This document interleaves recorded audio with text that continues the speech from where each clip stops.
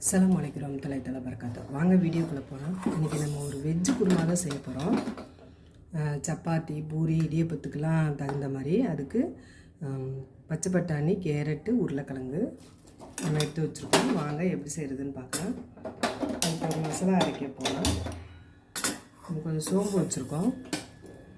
இந்த சோம்பு ஒரு 2 ஸ்பூன் சோம்பு இருக்கும். இது கூடயே கொஞ்சம் கசகசா ஒரு ஸ்பூன் போட்டுக்கலாம். இது ரெண்டும் நம்ம வறுத்து போட்டோம்னா ரொம்ப வாசமாக இருக்கும். நம்ம எப்போவும் குருமாவுக்கு தேங்காய் மட்டும் அரைச்சி ஊற்றுவோம்.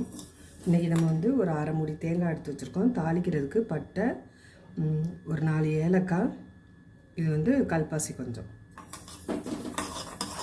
ஒரு 2 பெரிய வெங்காயம், தக்காளி ஒரு 4 பழம்.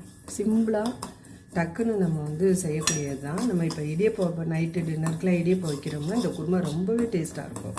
வீடியோ ஸ்கிப் பண்ணாமல் பாருங்கள். ஈஸியாக இருக்கும், ரொம்பவும் சீக்கிரமாக செய்யக்கூடிய ஒரு இது. ஆனால் இந்த மசாலா வந்து ரொம்ப நல்லது. இந்த வெயில் காலத்துக்கெலாம் வந்து இந்த செரிமானத்துக்கு இந்த சோம்பு, கசகசாலாம் உடம்புக்கு ரொம்ப நல்லது. இதில் இதையும் போட்டு நம்ம வறுத்துவோம். நல்லா வாசமாக இருக்கும். வாங்க வறுத்துட்டு பார்க்கலாம். வாங்க அதிலே ஒரு சின்னதாக ஒரு 4 கிராம்பு சேர்த்துக்கலாம். நீங்கள் வந்து இந்த மசாலாவில் அரைக்காமல் தாளித்தா கூட பரவாயில்ல, தாளித்தாலும் நல்லாயிருக்கும். ஆனால் அதை எடுத்து நம்ம குப்பையில் போட்டுருவோம். இது வந்து ரொம்ப நல்ல ஆரோக்கியமான ஸ்பைசஸ், அதனால் நம்ம அரைச்சிடலாம். வாங்க நல்லா செவந்துருச்சு. இந்த அளவுக்கு வதங்கினா போதும். வாங்க இதை இப்போ நம்ம வந்து மிக்சி ஜாருக்கு போட்டுக்கலாம். இதிலே கொஞ்சம் பொட்டுக்கல்லையும் நம்ம இந்த அளவு பொட்டுக்கல்லையும் போட்டுக்கலாம். நம்ம வறுத்து போடும்போது சலிக்காது அது. பாருங்கள், நம்ம பொட்டுக்கல்லையும் வறுத்துக்கலாம். நம்ம இந்த மாதிரி வறுத்துட்டு செய்யும்போது வாசம் வந்து ரொம்பவே நல்லாயிருக்கும். பச்சையாகவும் நம்ம அரைச்சி போடலாம். ஆனால் வறுக்கும்போது அதோட வாசம் வந்து ரொம்பவே நல்லாயிருக்கும். டிஃப்ரெண்ட்டாக இருக்கும். எப்போவும் செய்கிற குருமாவோட வாசம் வந்து ரொம்ப நல்லாயிருக்கும். ரொம்ப வறுக்க வேண்டியதில்லை, அந்த பச்சை வாடை போயிடுச்சுன்னா போதும். நம்ம தேங்காயும் லைட்டாக வறுத்துக்க போகிறோம். நீங்கள் இது மாதிரி ஒரு முறை செஞ்சு சாப்பிட்டு பாருங்கள், ரொம்பவே நல்லாயிருக்கும். டேஸ்ட்டு வந்து நல்ல வாசமாக இருக்கும். சாதாரணமாக நம்ம செய்கிற குருமாவோட இது ரொம்பவே நல்லாயிருக்கும். நீங்கள் தேங்காய் வந்து திருவி கூட போட்டுக்கலாம். பாருங்கள், நல்லா இந்த அளவு வதங்கிடுச்சு. இந்த பச்சை வாடை போயிடுச்சுன்னா போதும். பாருங்கள், இப்போ நம்ம எல்லாத்தையும் ஒரு மிக்சி ஜாருக்கு போட்டோம். இது ஆறட்டும். இப்போ ஒரு குக்கர் வச்சுட்டோம். அது ஆறுறதுக்குள்ளே நம்ம தாளித்து விட்டுடலாம். ரொம்ப சீக்கிரமாக குயிக்காக அந்த குருமா வந்து வச்சிடலாம். டேஸ்ட்டும் ரொம்பவே நல்லாயிருக்கும். சீக்கிரமாக வைக்கிறதுனால முன்ன பின்ன இருக்காது. டேஸ்ட்டு ரொம்பவே நல்லாயிருக்கும். இது வந்து நம்ம எதுவும் போட்டு தாளிக்கணும்னு இல்லை. வேணால் 2 சோம்பு மட்டும் போட்டுக்கலாம். நம்ம எல்லாமே போட்டு அரைச்சிடும். இந்த குருமாவில் எல்லாமே இருந்துச்சுன்னா சாப்பிடும்போது அது ஒரு மாதிரியாக இருக்கும். இது வந்து ரொம்ப நல்லாயிருக்கும். இடியப்பத்துக்கு வந்து சூப்பராக இருக்கும் இந்த குருமா. ட்ரை பண்ணி பாருங்கள். வீடியோ ஸ்கிப் பண்ணாமல் பாருங்கள். தொடர்ந்து நம்ம சேனலுக்கு வந்து ஆதரவு கொடுங்க மக்களே. நம்ம சேனலை வந்து பெல் ஐக்கானை கிளிக் பண்ணி வச்சுக்கோங்க. அப்போ தான் நம்ம போடுற வீடியோ ஒவ்வொன்றும் உங்களுக்கு உடனே கிடைக்கும். இப்போ ஒரு 50 கிராமுக்கு நம்ம வந்து எண்ணெய் ஊற்றிருக்கோம்.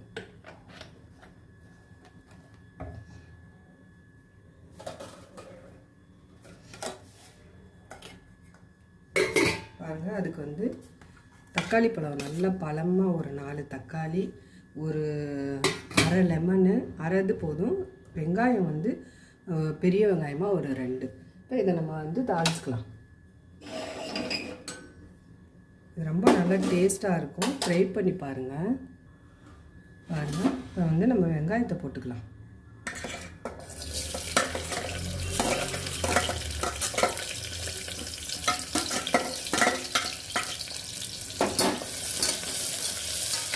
வெங்காயம் வந்து ரொம்ப செவந்து வதக்கணும்லாம் இல்லை. வெங்காயம் வேணும். இதெல்லாம் நம்ம சும்மா கொஞ்சமாக சோம்பு போட்டுக்கலாம். பாருங்கள், இதுலேயே இஞ்சி பூண்டு பேஸ்ட்டு போட்டுக்கலாம். இது வந்து நல்லா 1 ஸ்பூன் இருக்கும் போதும், ரொம்பவும் நம்ம போட வேணாம், 1 ஸ்பூன் போட்டால் போதும்.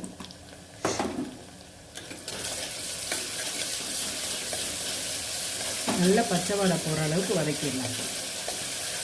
இது நம்ம ஏன் குக்கரில் வைக்கிறோன்னா நம்ம அந்த காயெலாம் தக்காளி எல்லாம் அந்த நல்லா வெந்து ஒரே மாதிரி கிரேவியாக நம்ம சட்டியிலே வேக வைக்கலாம். ஆனால் இப்போ வந்து நம்மளுக்கு சிலிண்டர் தட்டுப்பாடு, அதனால் எந்த அளவுக்கு நம்ம டக்குன்னு நம்ம எந்த சமையலை நம்ம செய்ய முடியும்னா அதை அப்படி செஞ்சிட வேண்டியதுதான். நம்ம நேராக வேக விட்டு வேஸ்ட் ஆக்காமல் இப்போ நம்மளோட வீடியோவில் ஃபுல்லாக பார்த்தீங்கன்னா ஈஸியாக ரொம்ப டைம் எடுக்காது. உங்களுக்கு வீடியோவில் வர்றது தான் 10 நிமிஷம் ஆகுமே தவிர நம்ம எல்லாமே எடுத்து வச்சுக்கிட்டு நம்ம வந்து இதை எந்த குழம்பா இருந்தாலும் நம்ம ரெடி பண்ணி டக்குன்னு போடும்போது சீக்கிரம் ஆகிடும். முன்ன வந்து நம்ம சட்டியில் வைப்போம், இப்போ வந்து கொஞ்சம் குக்கரில் வச்சோம்னா கொஞ்சம் சிலிண்டர் கொஞ்சம் மிச்சம் ஆகும். இந்த அளவு வெந்துச்சுன்னா போதும். இப்போ நம்ம எல்லாம் எடுத்து வச்சுருக்க அந்த காயெல்லாம் போட்டுக்கலாம். இதில் நீங்கள் பீன்ஸும் போட்டுக்கலாம்.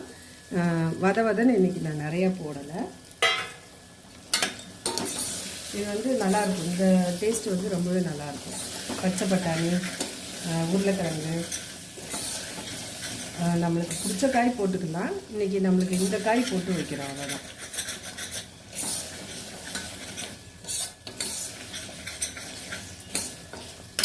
நம்ம எல்லாத்தையும் ஒன்றாவே போட்டுக்க போகிறோம். நம்ம ஒவ்வொன்றா வதக்க அதோட பச்சை வாடையெல்லாம் போயிடும். பாருங்கள், நல்ல பழமாக ஒரு 4 தக்காளி நல்லாயிருக்கும். நீங்கள் 4 தக்காளி போட்டு பாருங்கள், குருமாக்கு டேஸ்ட்டு நல்லாயிருக்கும். சாப்பாடு கூட இது ரொம்ப நல்லாயிருக்கும். இது வதங்குறதுக்கு நம்ம உப்பு போட்டுக்கலாம். நம்ம சீக்கிரம் செய்கிறனால டேஸ்ட்டு வந்து கம்மியாக இருக்கும்னு நினைக்க வேணாம், செம்மையாக இருக்கும். நம்ம ஒரு ஸ்பூன், சின்ன ஸ்பூனில் 1 ஸ்பூன் போட்டுக்கலாம் உப்பு. வெந்ததுக்கப்புறம் தேவைப்பட்டால் போட்டுக்கலாம்.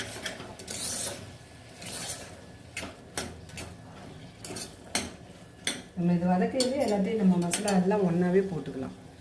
ஒவ்வொன்றுக்கும் டைம் எடுக்க தேவையில்லை. பாருங்கள், இதில் கறி மசாலா தூள், எல்லா மசாலாவும் கலந்த கறி மசாலா தூள் ஒரு 2 ஸ்பூன் வச்சுருக்கேன், ஆனால் பாதி தான் போடுவோம். நம்ம சேனலில் வந்து முருங்கைக்காய் கிரேவி வரும், பாருங்கள், மிஸ் பண்ணாதீங்க. இது மஞ்சத்தூள், 2 ஒரே கலராக இருக்கனால தெரியாது. அதுக்கு பாதி மசாலா வச்சுருக்கோம். மிளகுத்தூள், இது வந்து கரம் மசாலா, இதில் 1 ஸ்பூன் இருக்கும், அவ்வளோதான். இது காஷ்மீரி மிளகாத்தூள், கம்மியாகவே போட்டுக்கலாம், இந்த குழம்புலையும் இருக்கும். இந்த குருமாவுக்கு வந்து ரொம்ப மசாலா போடக்கூடாது, ஏன்னா நம்ம அரைச்சி ஊற்றுறோம் பாருங்கள், அதுதான் நல்ல டேஸ்ட்டாக இருக்கும். அந்த அரைச்சி ஊற்றுற கிரேவி நல்ல டேஸ்ட்டாக இருக்கும். கலர் பாருங்கள் எப்படி இருக்குன்னு. நம்மளுக்கு மல்லித்தூள் எல்லாமே கலந்துருப்பாங்க குழம்பு தூளில், அதனால் அதிகமாக மசாலா தேவையில்லை. அந்த குட்டி ஸ்பூனில் ஒரு 2 ஸ்பூனு குழம்புத்தூள், 1 ஸ்பூனு மிளகாத்தூள், 1 ஸ்பூனு மிளகுத்தூள், தனி மிளகுத்தூள். உங்களுக்கு வேணுன்னா போட்டுக்கலாம், போட்டால் நல்லாயிருக்கும். ஏன்னா உருளைக்கிழங்கு இருக்கிறதுனால வாயு தானே, அதனால் போட்டுக்கலாம். பாருங்கள், இப்போ நம்ம ஒன்றா போட வெந்துருச்சு. உப்பு போட்டாச்சு, இஞ்சி பூண்டு எல்லாமே போட்டாச்சு. பாருங்கள், இப்போ வந்து இது வந்து கொத்தமல்லி, கருவேப்பிலை, புதினா, இது எல்லாத்தையும் இப்போ நம்ம போட்டுக்கலாம். சும்மா கொஞ்சம் போட்டுக்கலாம்.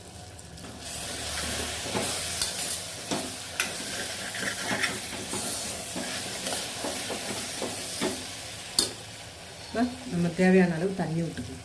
1 கப்பு ஊற்றிருக்கோம்.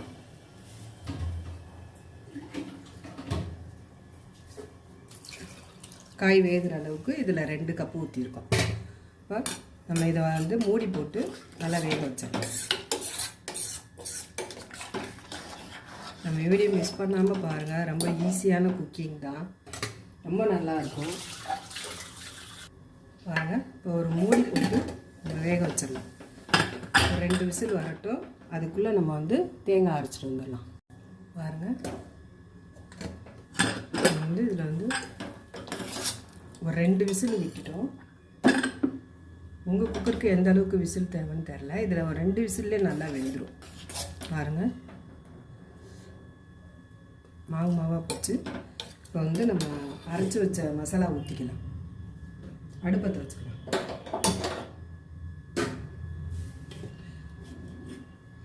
ஸ்டவ் வந்து நீங்கள் ஆஃப் பண்ணி யூஸ் பண்ணுங்கள். அப்போ சிலிண்டர் வந்து கொஞ்சம் நல்லா மிச்சம் ஆகும்.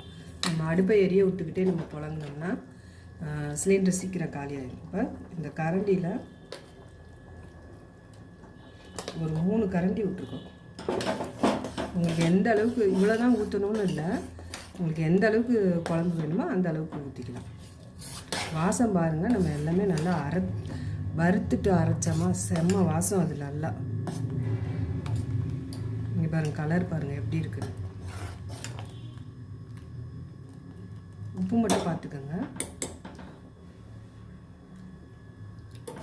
உப்பு மட்டும் கொஞ்சம் போடணும். இந்தளவு போட்டுக்கலாம், ஒரு 1/4 ஸ்பூன். இந்த மாதிரி நீங்கள் வச்சு சாப்பிட்டு பாருங்கள். சொன்னால் நம்ப மாட்டீங்க, நீங்கள் செஞ்சு பாருங்கள். இதே போல் நான் என்ன போட்டிருக்கேனோ அதே மசாலா வறுத்து இந்த மாதிரி காம்பினேஷனாக நீங்கள் போட்டு பாருங்கள். செஞ்சு பார்த்துட்டு அப்புறமா இந்த குழம்பு எப்படி இருக்குன்னு நீங்களாகவே ஒரு லைக் போடுங்க. அந்த அளவு டேஸ்ட்டு அப்படி இருக்கும் குழம்பு. நல்ல இடியப்பத்துக்கு, சப்பாத்தி, பூரி, சாப்பாடு, நெய்ச்சோத்துக்கெலாம் செம்மையாக இருக்கும். இது நம்ம பாருங்கள், கலரே பாருங்கள், வறுத்து அரைச்சனால என்ன கலர் இருக்குன்னு. இதே அளவு நீங்கள் மசாலா கொடுத்து நீங்கள் செஞ்சு பாருங்கள். இப்போ இதில் இன்னும் ஒன்று நம்ம என்ன பண்ண போகிறோம்னா, ஒரு மாங்காய் பீஸ் தான் போட போகிறோம். அது இதோட இன்னும் நல்லாயிருக்கும். சாப்பாடு ஊற்றி நீங்கள் சாப்பிடும்போது டேஸ்ட்டு சும்மா அப்படி இருக்கும். எலுமிச்சம்பழம் நிறையா ஊற்றக்கூடாது, ஏன்னா இதில் நம்ம தயிர் ஊற்றலை. அதனால் இது வந்து 1 ஸ்பூன் தான் இருக்கும்.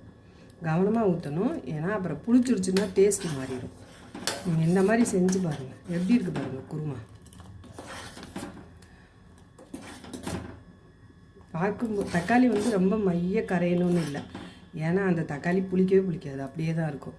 அதுக்காக தான் நம்ம லெமன் ஊற்றுறோம், ஒரு மாங்காய் தூள் போட்டுருக்கோம். குழம்பு பாருங்கள் எப்படி இருக்குன்னு பாருங்கள்.